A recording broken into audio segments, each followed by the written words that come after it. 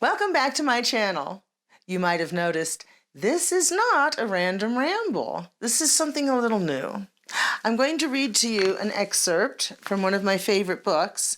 I have many books and notes that I plan on reading to you. Some very interesting things that are better off just in the words of the original speaker. So this is from the American Indian UFO Starseed Connection. And as you might have guessed, it's about First Nations or Native Americans, whatever you want to call us, and our interactions with star people. So this is about the Hopi prophecies to be fulfilled. Quote, "I doubt very much if you will find another Indian who will tell you this," said an American Indian friend of mine who must remain nameless since he's already received criticism from tribal elders for revealing too much about the medicine power. But I don't believe there's any doubt whatsoever that there are Indian people on the face of this earth today who did not originate on this planet. I tend to think that once the Hopi prophecies are carried out and their revelations are made known, they will bear this out." End quote.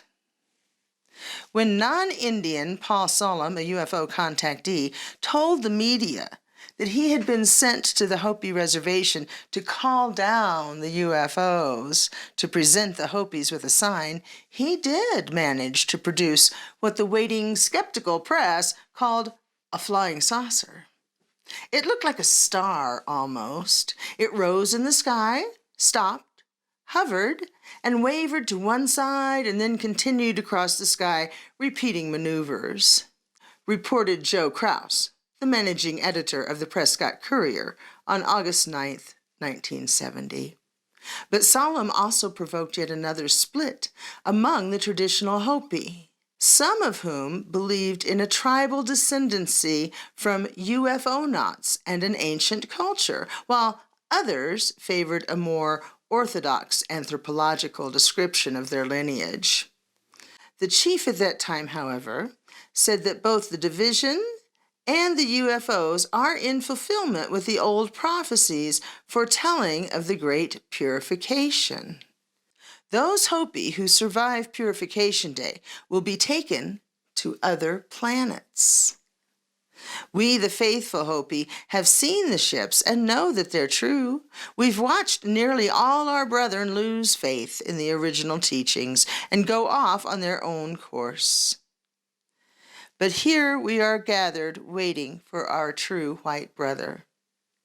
Now you might have heard me say in some of my other videos on this channel that when Christopher Columbus came to the Caribbean, he was greeted as a brother. And this is why, because of the Hopi prophecy that the true white brother would come back one day.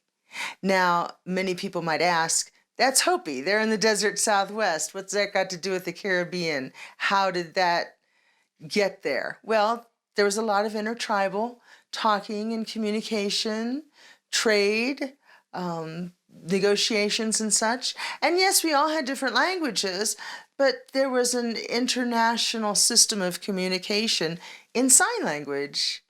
And this was very useful because all of the different tribes had someone or several people who spoke the sign language, and they could speak with others from other tribes about it. So that's how that prophecy got from the desert Southwest all the way to the Caribbean. Now, you might also remember from some of my other videos that I spoke about how medicine men and women, people who wanted to learn the twisted hairs, those who were interested in learning from other cultures, would travel not only across North America, but down into Central and even South America to learn from the wise people down there. And then they would take back what they had learned to their people to help them. And that was called the Rattlesnake School. And I'll read another little excerpt similar to that in another video to tell you more about that. Thank you very much for watching.